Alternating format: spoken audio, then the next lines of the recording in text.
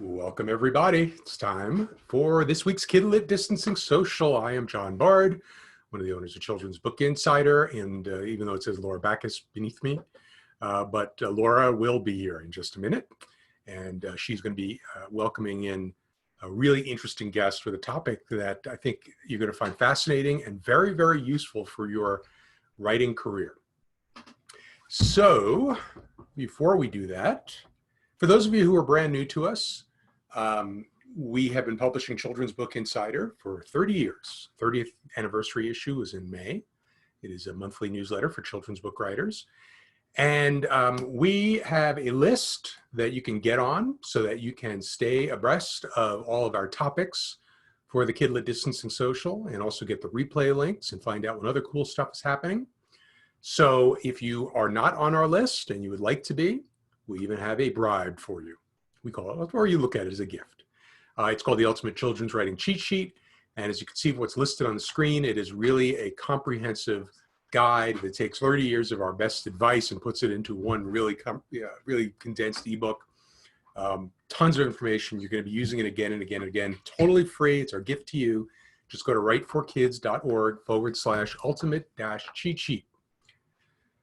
And also, I wanted to tell you, because I know a lot of you have been asking, because we don't really do much in the way of promotion for our own stuff on here, but I guess we could.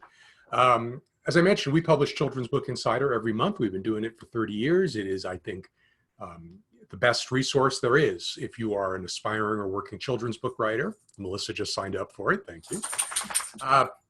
So we have a special offer for you guys, which is for $5 a month, you would get each issue, and each issue ranges from 18 to 24 pages, no advertising, just solid information, market leads, interviews, lots of great stuff.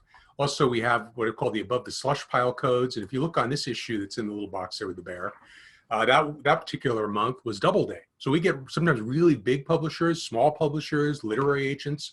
A lot of times people who are not accepting submissions, they will accept submissions from our readers with our code. And it always goes along with a nice big interview with those folks. So the other thing is right behind it, you kind of see the other screen, the CBI Clubhouse, which is the world's largest information resource for children's writing. We have the children's writing knowledge base there. We have tons of bonuses, ebooks, webinars, videos, tons of stuff. It'll take you probably like a year to get through all the stuff that's in there, but it's all included with a subscription to CBI. So if you would like to join us and be a CBI member, and then you can celebrate with us all of your successes from our Above the Slush Pile code and our at press time market listings and everything else, just go to writeforkids.org/CBI. Carmela says, great value, love CBI. Thank you, Carmela. Yeah, it's just $5 a month, and you can cancel anytime, and you get everything. So writeforkids.org/CBI. Okay, I'm done. I had a really short, where I didn't have to do the warm-up today. I just came in, did my 2 minutes, and now I'm gone because Laura's about to get here. So we're going to welcome in Laura Backus. She is the founder of Children's Book Insider, the publisher of CBI, my wife, and all-around writing expert. And she is going to be taking you the rest of the way. So have a great time. And the next time the screen opens up, you're going to see Laura. Enjoy.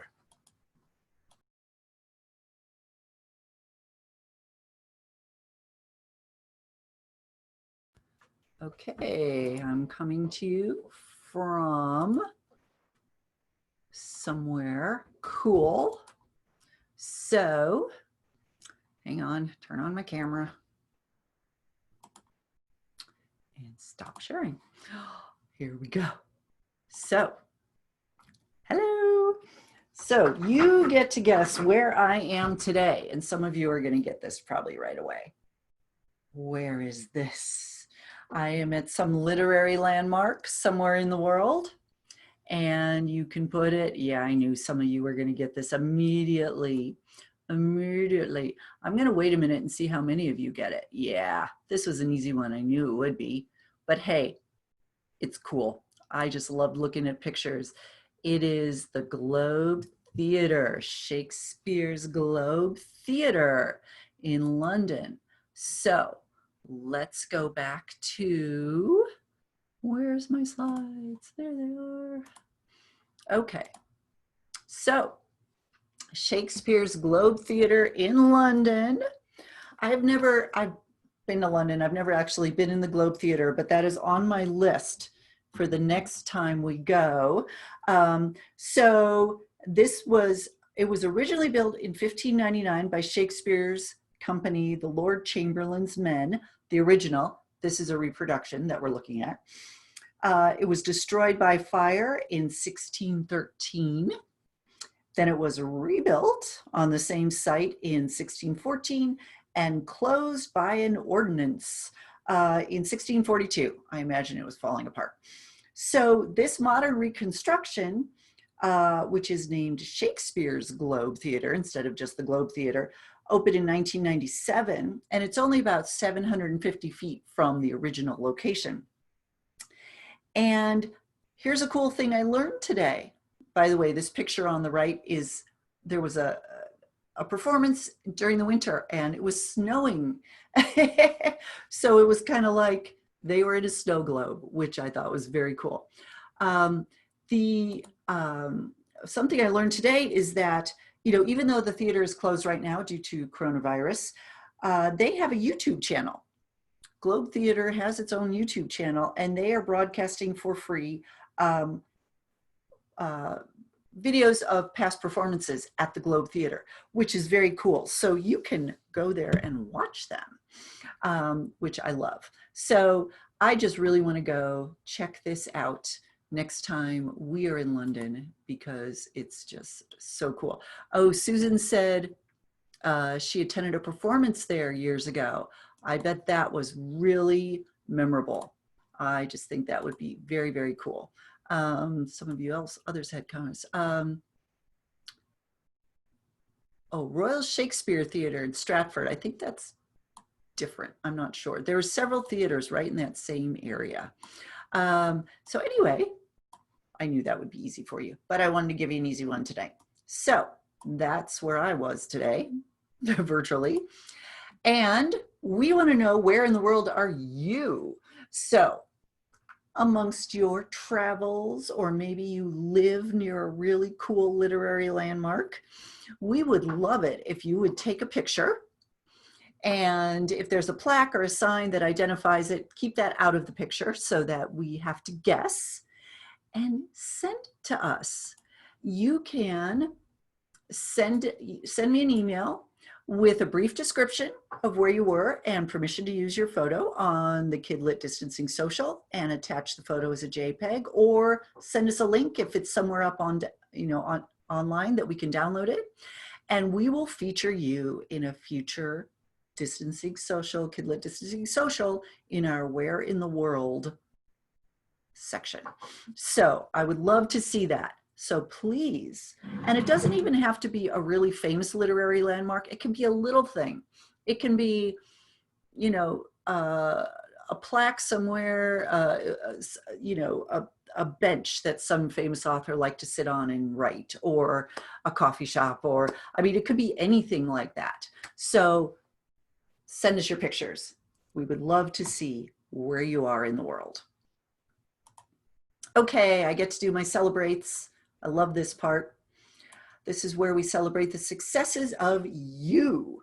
So Sheila Dawn Gigi Fox self-published her first picture book, Liam's Birthday Bash, What Color is the Cake His Mommy Baked?, which is based on real life events from her youngest grandson's first birthday. And isn't that a great cover? And she wrote that her grandson is now 2.5, and of course he loves having this book read to him. How much fun is that? So congratulations, Sheila. Sarah Blau wrote, this is a really nice email that we got. I just wanted to send you a quick thank you email. When I wanted to start writing kids books, I somehow stumbled across you guys. I knew nothing and it helped me so much. Fast forward a few years and I'm signing my 22nd contract on a children's book. I know I'm in a small niche market of Orthodox Jewish publishers, and maybe one day I'll spread my wings further, but for now, wanted to thank you for bringing me to where I am. So Sarah, congratulations on 22 books in a few short years. That is amazing. And you did all the hard work. I don't want to take any, we don't want to take any credit for that. But thank you for that note and congratulations on your great success. Kimberly Hutmatcher has 3 new series nonfiction books coming out on August 1st from an educational publisher, AV2 Weigel, or Weigel, I'm not sure how to say that. And these are the 3 books in that series. They look terrific. So congratulations, Kimberly. I know you're attending our social tonight. And just so you all know, Kimberly's also a contributor to Children's Book Insider, and she's going to be writing us a 3-part series on how to write for educational publishers. So if you subscribe to our newsletter, stay tuned for that. That is coming up in the next few months, and I'm really excited to learn about that. So we want to hear your good news. Email us at mail@writeforkids.org and put celebrate in the subject line, and we'll feature you on a future distancing social. And by the way, it doesn't have to be a contract or a publication. It can be, like we had some great comments in the chat before we got started here tonight. Some of you have just gotten your manuscript professionally edited, or you finished a draft of your work in progress. Those are all great things to celebrate. So let us know about them. We would love to celebrate with you. So now we're going to take a poll. We do this every week. And if you're watching on Facebook, I'm sorry you can't participate, but join us on the link and you can. So a few weeks ago, we talked about our favorite dog in Kidlit, and now we're going to give cats equal time. I want to know what's your favorite children's book about a cat? Have to give the cats equal time here. And there's some great ones on this poll tonight. I think I would have trouble picking, frankly. So cast your votes. And I can see how the race is going. You can't. But I can tell you there is one of them that is pulling out ahead right now. If you want to give that one a run for its money, you better vote. I'll give you 5 more seconds. 4, 3, 2, and 1. Polls are closed, and now I will share the results. And the runaway winner is The Cat in the Hat by Dr. Seuss. I can't really argue with that. Though these are all incredible books. For those of you who voted for Bad Kitty, Nick Bruhl is going to be our guest next week. So that's going to be fun. And if you don't know about the Bad Kitty chapter books, go check them out. They are very funny. So come back next week and hear Nick Bruhl talk about writing and all sorts of fun stuff that we are going to be talking about next week. All right. Thank you for voting. So links of interest. Here's some interesting links I've collected this week. So there was a really interesting article in Publishers Weekly that came out today called Reading with Olympia, Board Books That Work and Don't Work with a Very Young Baby. And if you are interested in writing board books, writing for that really, really young market, this is a very interesting article for you to read. The author of this article actually tested the board books with her own granddaughter, 6-month-old granddaughter, and really has a good sense of what the very, very youngest readers are going to be drawn to and what they're not. And, you know, there's a lot of really great board books on the market now, and some of them, I have often wondered myself if they're really board books or if they're a little too sophisticated for that audience. So this is a really interesting article if that's a market that you are interested in. This cool article from screenrant.com which is really all about movies and screenwriting type stuff. But there was an interesting article, 5 Best Young Adult Dystopian Tropes and the 5 Worst. And they apply to YA dystopian books just as much as the movies. And of course, a lot of the movies started out as novels and then they were turned into movies. But I think that the tropes that she mentions in this article apply to a lot of genre fiction, not just dystopian. So if you're writing YA or even middle grade, take a look at that article. And I made a bit.ly link for you, bit.ly/best YA tropes. YA is capitalized in there. Okay, and also Publishers Weekly, they always do big announcement issues twice a year where they talk about all the new books coming out for the upcoming season. And the Fall 2020 Children's Announcement issue is formatted in a way where you can download it and you can search it. And it's got a table of contents along the side of the screen. And so it's really easy to go through and be able to kind of look for stuff that you're interested in or mark pages you want to come back to. And I am a big fan of reading the announcement issues because this tells you what publishers are releasing right now. So it gives you a sense of what their lists are currently. It'll also, if you sort of scan through it, you're going to get an idea of trends. Now we tell you don't write to a trend because it's going to be a couple years at least before your book comes out. However, you will also see sort of developments in the marketplace. So for example, you know, you may have heard last year that just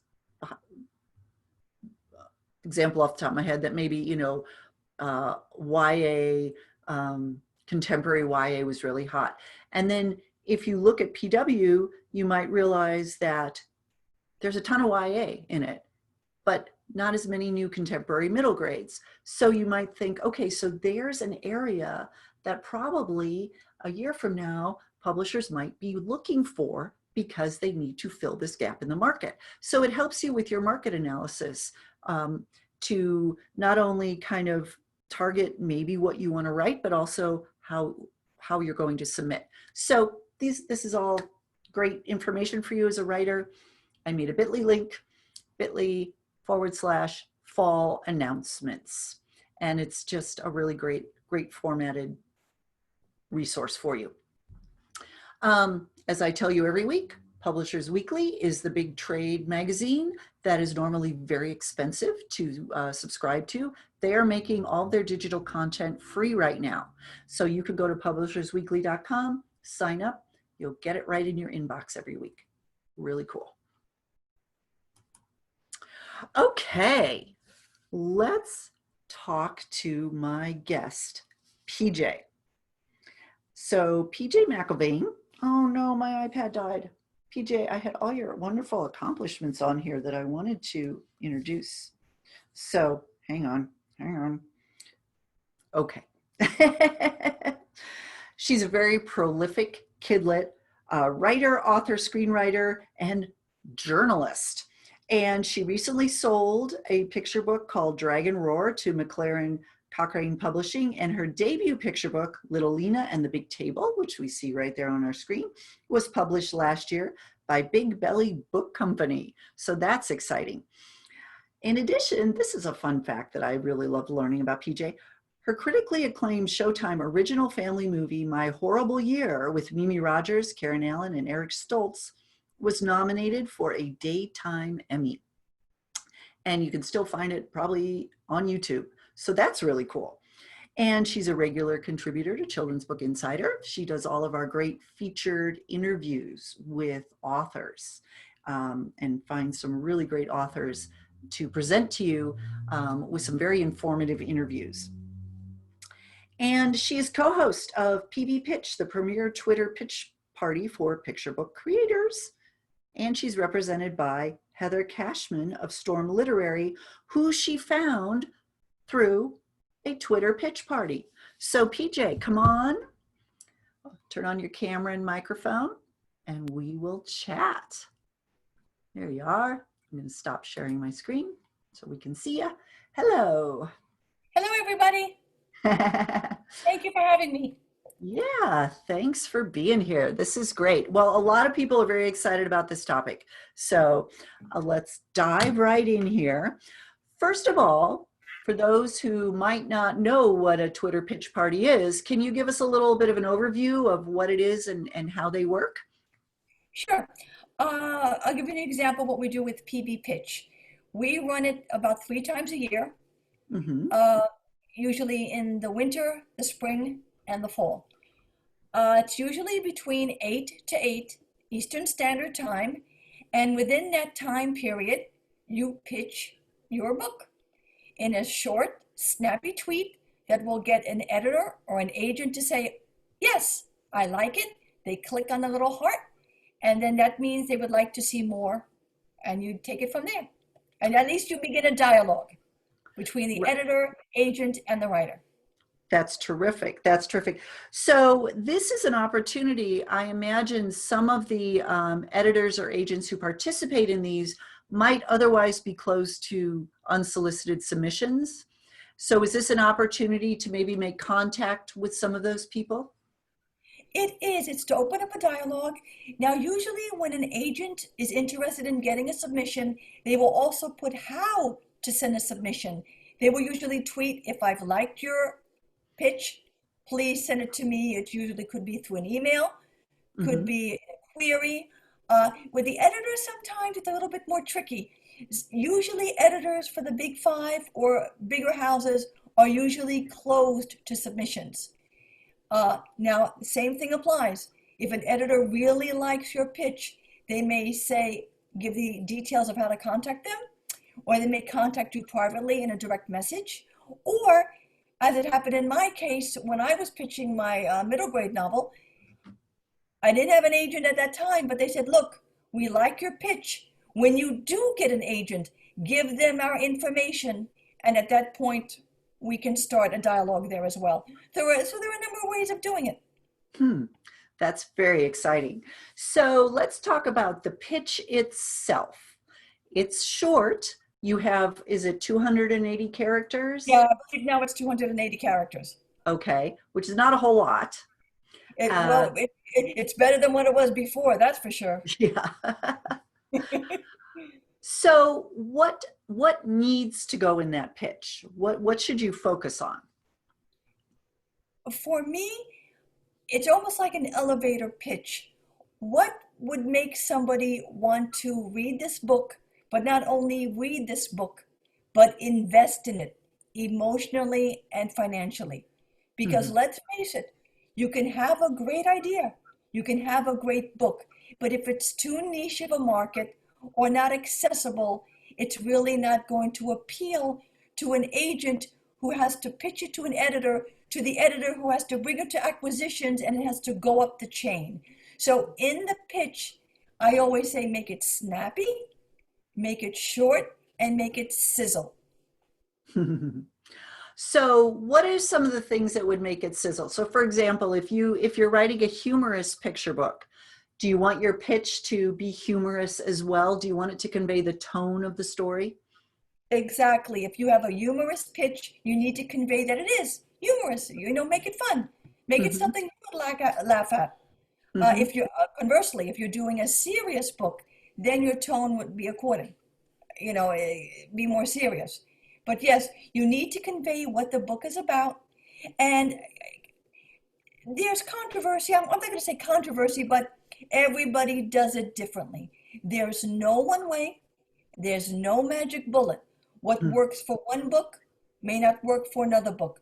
So it's really trial and error and finding what tone works for you.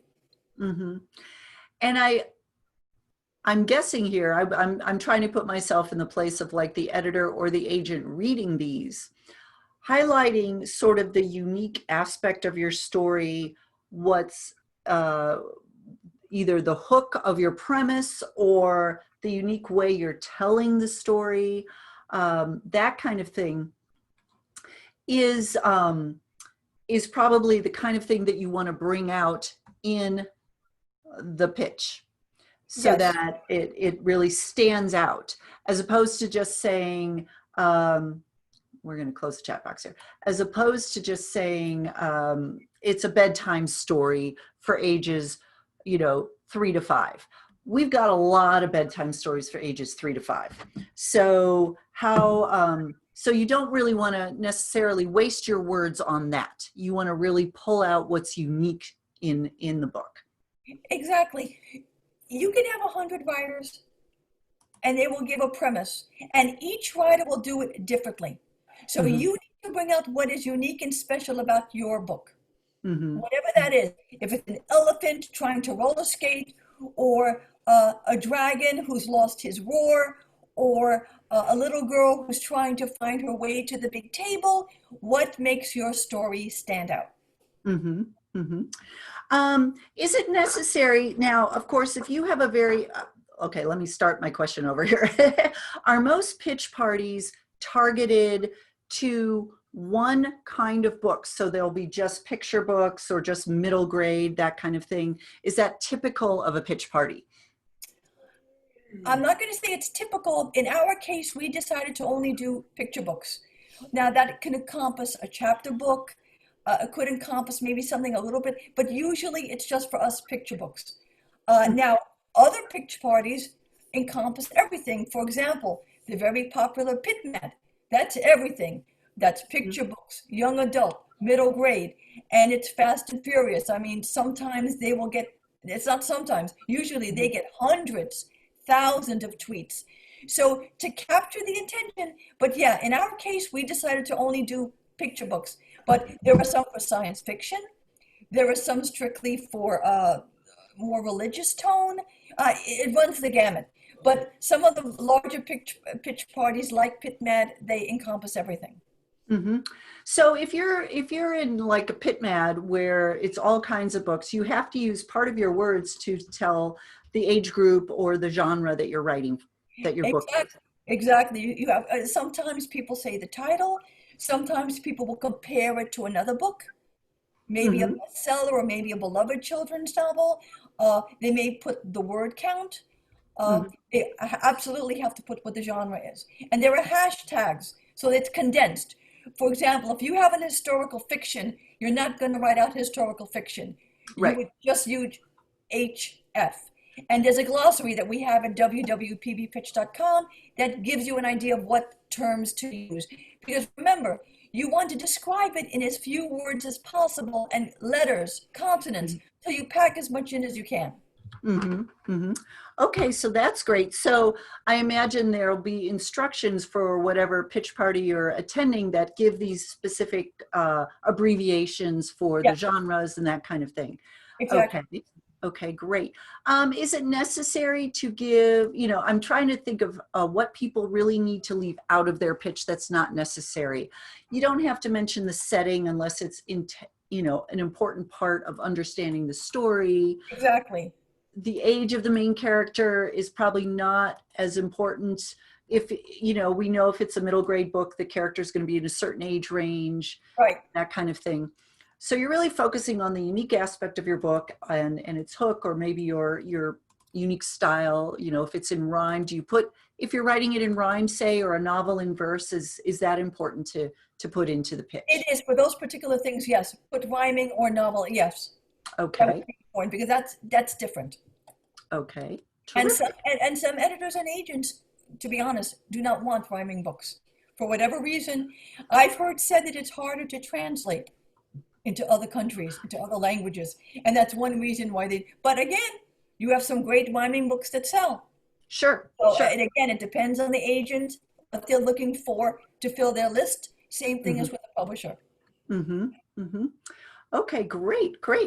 Well, so if you're a writer and you're looking at your manuscript and you're like, I can't really identify something unique about this story that I can encapsulate into an elevator pitch, that's probably a problem, isn't it? Is that, should you say, maybe I need to rethink my manuscript before joining a pitch party?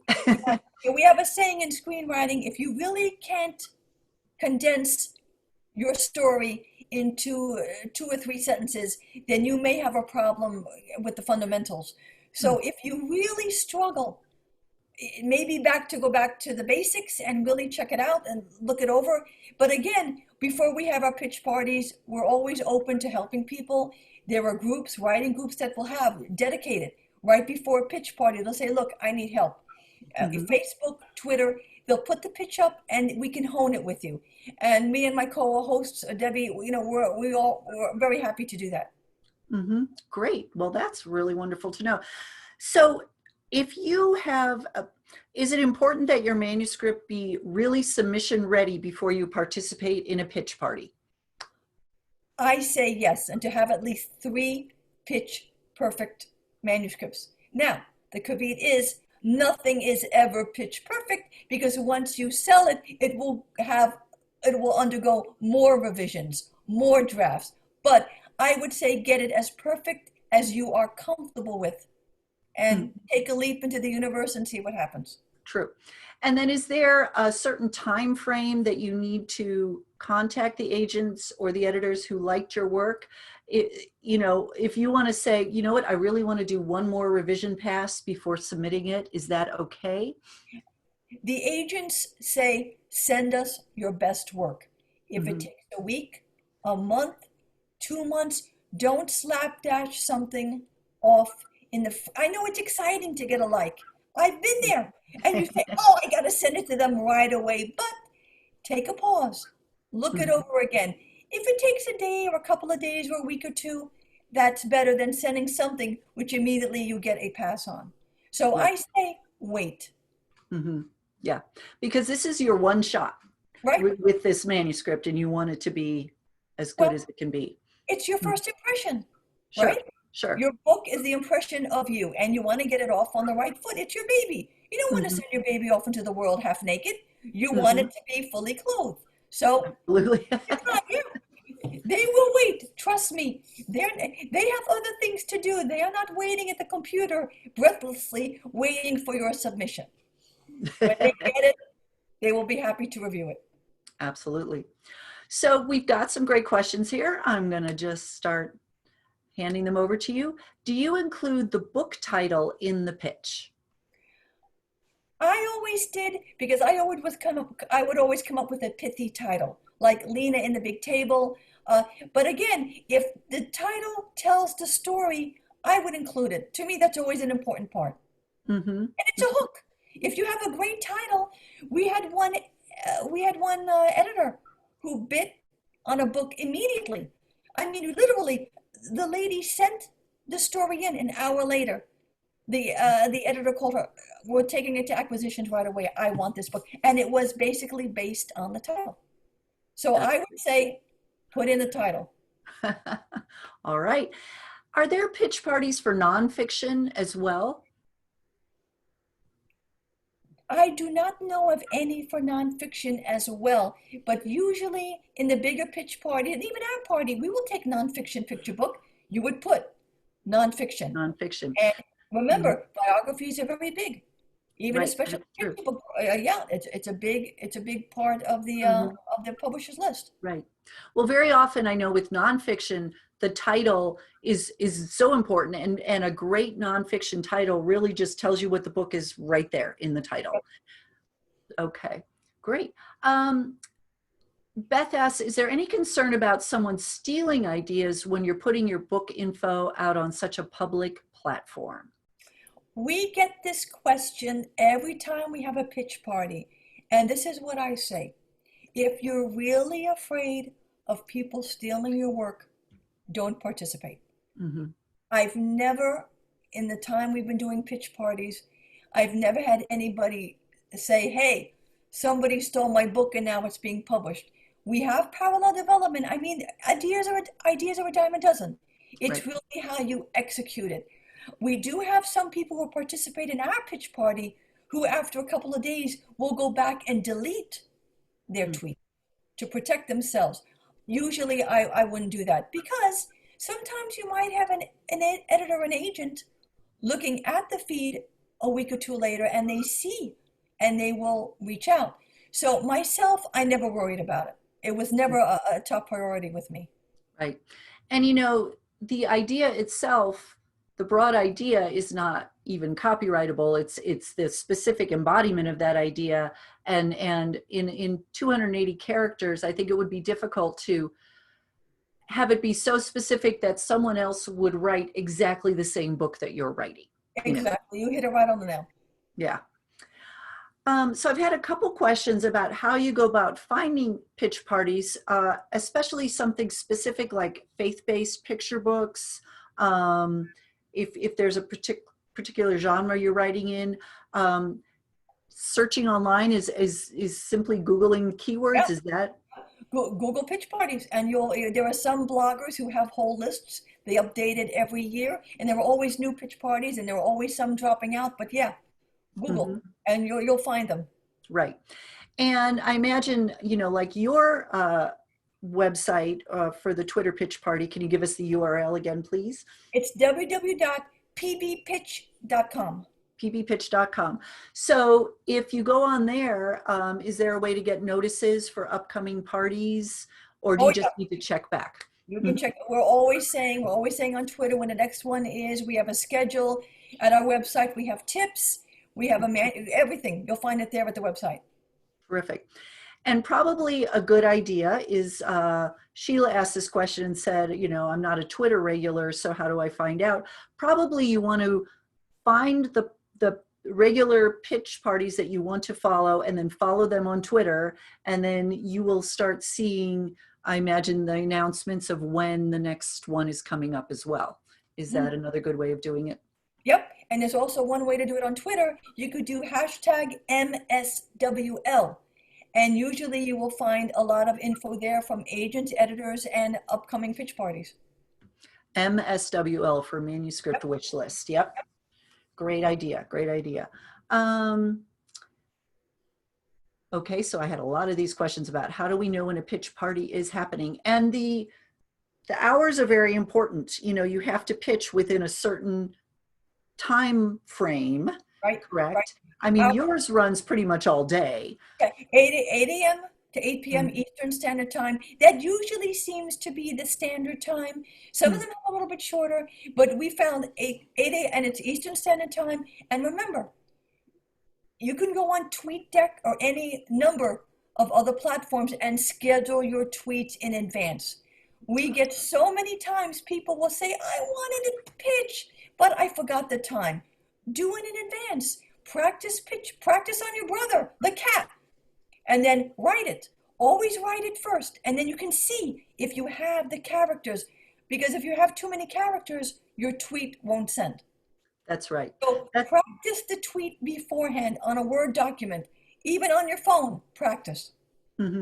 That's a great point. And even scheduling them ahead of time, that is a great idea, because when you're in the moment and the tweets are flying, and I imagine you're just nervous you might type something wrong. Right? You get a typo. Yeah. So that is a great idea. And certainly you can practice these pitches with your writers groups. You know, even other writers, you know, online, you can email your pitches back and forth and critique them. So I think that is a great idea.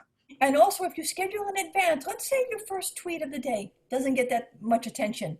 You can go back and edit the tweet and try to jazz it up and see. That's what I would do. I would see the response. If one tweet got more than the other, then I would know. I would adjust accordingly. And if I had a tweet that really didn't get anything, I would can it. You have to be on the fly. Right. And usually you're allowed to tweet, what, a couple times during the day? In our pitch party, you can tweet as many manuscripts as you wish, but each one only twice in the period. So usually once in the morning, once in the evening. Other pitch parties do it differently. Some have it on an hourly basis, but that's how we do it. Like I said, every pitch party has their own rules. Right. But that's a great tip. See how the first one does, and if you don't get much response, change the pitch. That is a great tip. How do you respond if you receive more than one like from an editor or agent on the same pitch? Break out that bottle of champagne. Yeah, really. Is it protocol to submit to them one at a time? Or how would you handle that? Well, if you're usually well, see, this is different. What you have to map out a strategy, either agent or an editor, because if you get an editor to bite, then it means, well, now I have to find an agent maybe to negotiate it, and sometimes that works, sometimes that doesn't. I say if you get like 2 or 3 agents, send them to all. And who knows, you might get a bidding war. But yeah, query and send it. Mm-hmm. Mm-hmm. And now if the agents for some reason don't give you details on how to submit to them, it's up to you to go to their website and look at their submission guidelines. Exactly, but usually they do. They'll have some way of, they'll have maybe a pinned tweet, or they'll tweet, look, I'm looking at the feed today. If I give you a like, please contact me this way. And many of them will say, even if I don't like a tweet, if you think your book fits my list, query me anyway. That's great. That's I mean, it's very generous. impossible. The agents cannot be from 8 to 8 looking at the feed all day long. It's impossible. Sure. So if you feel you have the book for them, query them. Mm-hmm. Great, great. Oh, Beth says here that she's scared to go on Twitter pitch parties because she has trouble with her eager little finger. Her eager like finger. Oh, it's very important not to like a pitch tweet. That's true. So it's the authors participating in this party are not allowed to like other people's pitches. We say this all the time. You know, if you want to send a message of support, you can leave a comment, you can contact them privately, but no, likes are reserved for agents and editors, because it's disappointing. You'll say, oh, I got 10 likes. And then you see that it was a pool party from Saskatchewan. So yeah, it can be disappointing. So yes, we limit it to agents and editors. Right, right. It's hard because if you like to support other writers, I can see where that would be an automatic reaction to just like these pitches. Yeah. So Sandra says, I've heard that agents and editors have little time to read pitches, so they should be no more than 2 sentences in length. What do you think of that? Well, now certainly in the Twitter format, 280 characters is what you have, which is generally what, 2 or 3 sentences usually? Yeah, usually, yeah. So that's pretty much the range. Right. But this is also great practice for writing your pitch for your query letter that you might be sending through regular submission routes, because you can take this Twitter pitch that you've created and use it as the basis for the beginning of your query letter. And you can expand on it. And expand on it a bit. But if you've taken all this time to really hone down the heart of your story into a couple sentences, definitely repurpose that in a lot of ways. Or if you're at a writing conference and you have a one-on-one with an editor, you have this great pitch already to give them. So that is great. Can you, someone asked if you could please repeat how you can schedule your tweets ahead of time. Okay, there is a way of doing it on Twitter. I really don't care for it. I find it's more problematic. So I like a program called TweetDeck. It's an offshoot of Twitter, and I find it very easy to schedule in advance on that platform. Okay, great, great. And I mean, and there are tutorials. You can Google, and it will show you step by step with videos how to schedule it. Right. It's really not that hard once you get the hang of it. Yes. So someone asks, says, I had a like on the first and only pitch I made. It was suspicious. How can you tell if the like is from a legitimate editor or agent? Well, you research. You check their profile. Who are they? What have they liked? What is their profession? I have had some people, unfortunately, who were fake agents, and just for the thrill of it decided to like, and people got excited until we finally figured out, no, it was not a legitimate agent. And you know, if you're in doubt, ask. Me and Debbie pretty much know all the agents, editors, publishers. If you don't think something is legit, let us know. And also in the writing groups. Hey, I just got a like from this company. Has anybody heard about it?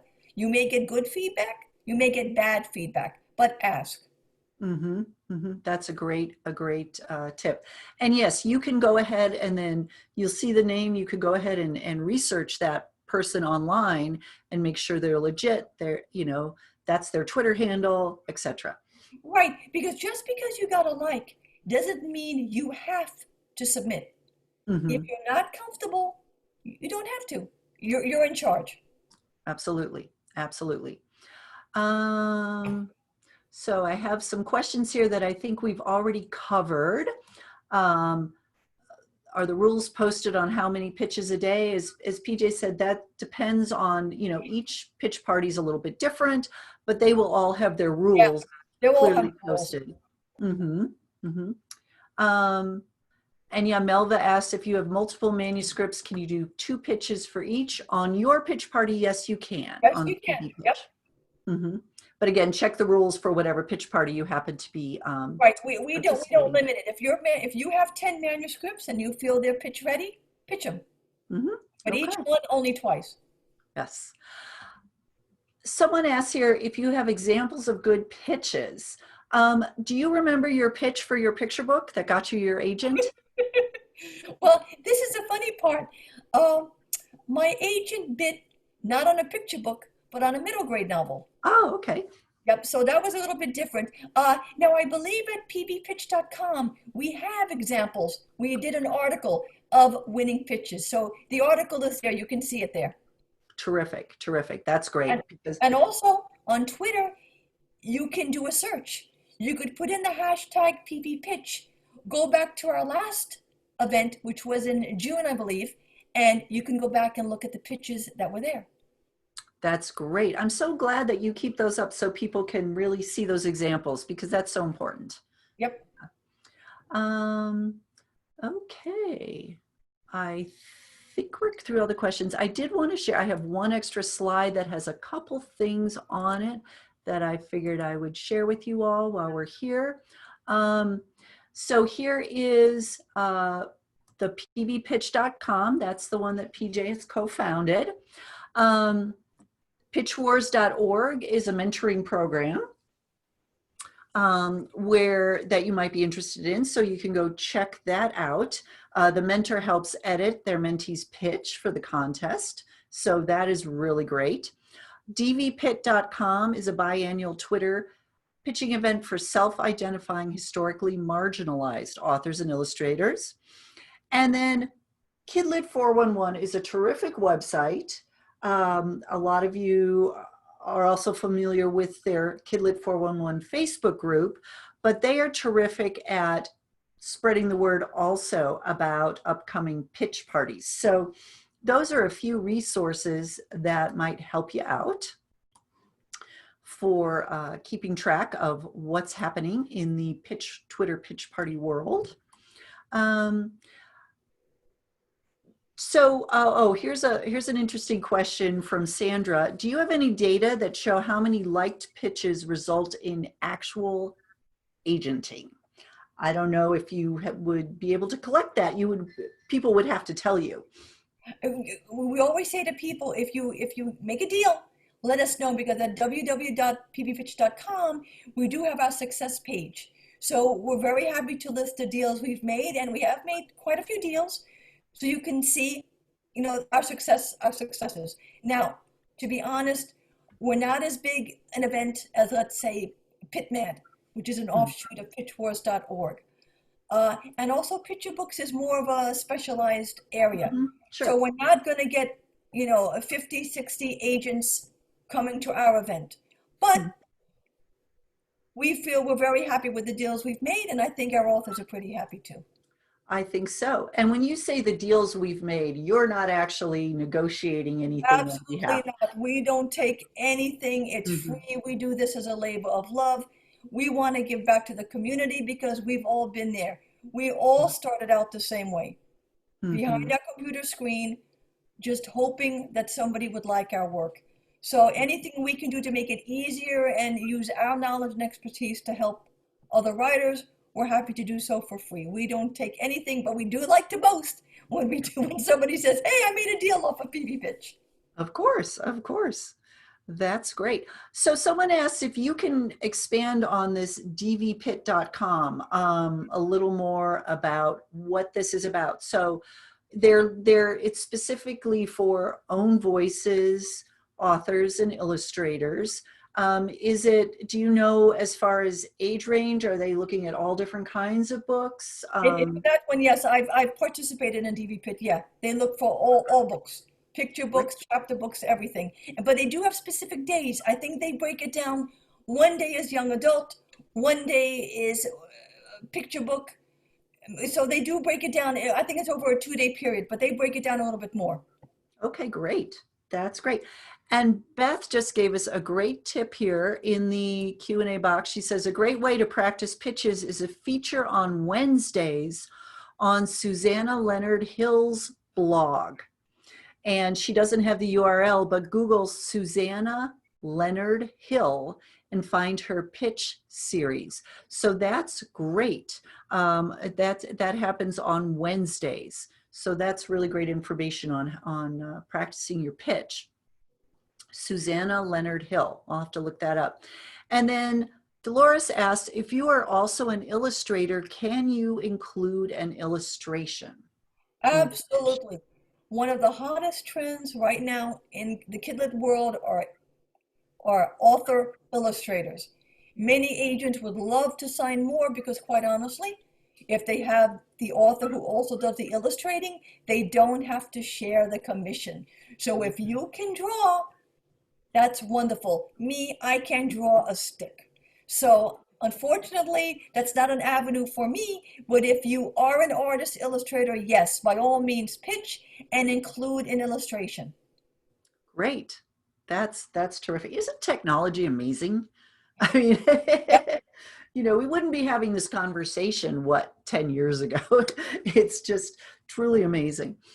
Okay, if anybody else has any more questions, please stick them in the Q&A box. Now, I did see a question. Somebody was asking when the next PB pitch is.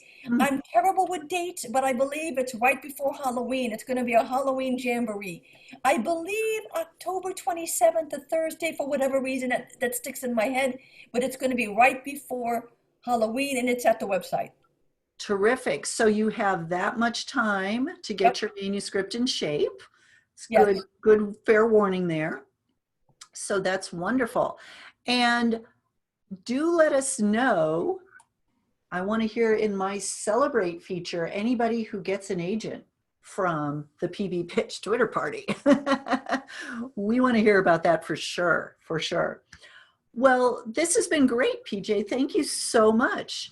I really hope you all take advantage of, you know, upcoming pitch parties. Go ahead and Google it and see, you know, find one that fits what you're writing. They have them, I assume, for adult work as well, not just for children's books. So, oh, Marianne, one quick question here. Are pitch parties only for unagented manuscripts? That is an excellent question, and I'm going to say usually, but not always, because we have had authors with agents who've had several books published, and they still pitch their work anyway. And when I ask them why, they say, well, we still want to pitch our work. We have an arrangement with our agent, and we want to broaden and get in contact with more editors. If they have an arrangement with their agent that allows them to do so, they can. But usually this is for writers who want an agent. Okay. Okay, great. And are they open to non-US writers? Absolutely. We have writers pitching from New Zealand, Australia, England. We don't care where you are. As long as you have an internet connection and you have a great book you want to pitch, we welcome you. Great. And most agents and editors are willing to work with authors anywhere in the world because now that the internet, it's you know, it's standard now. They're not going to sign. If you have a wonderful book and they love the book, and because maybe you live in outer Zimbabwe, they're not going to not sign you because you do. They will sign you. The internet has really leveled the playing field. Terrific. Doria says, I am also an illustrator. Would it be best to wait until the manuscript is edited before illustrations are completed? Or should I pitch 1 or 2 illustrations with the pitch? So I know that a lot of editors prefer that you not completely finish every illustration before showing them the manuscript because the story might change with the editing process a bit. They might want to have some input in the illustrations. But I think, you know, 1 or 2 finished looking illustrations is probably a good idea. Right, because there are agents for illustrators who also come to our event, and if they like the tone of your drawing or they like the style, they may not be so much interested in the story because they may say, look, I can get this illustrator other work independent of their writing. So you have to consider that too. That's a great point. And if you are an illustrator, it's a good idea for you to have an online portfolio so that you can easily, in your query letter to the agent who might like your pitch, be able to show more of your work very easily. So just keep that in mind as well. Great, great. Well, I think we've gone through all the questions. So PJ, thank you so much for being here. Oh, thank you. I hope I've helped some people tonight. Oh, I'm sure you have, and congratulations on getting your agent through a pitch party. That's great. And thank you all for coming and joining us again tonight. Just another quick reminder, if you're interested in our newsletter, here is where you can go to sign up, writeforkids.org/CBI. You will see interviews by PJ McIlvane every month, as well as a lot of other amazing features that we have every month from my great contributors. So thank you again, PJ, and thank you all for joining us, and we will see you next week. All right. Good night, everybody. Good night.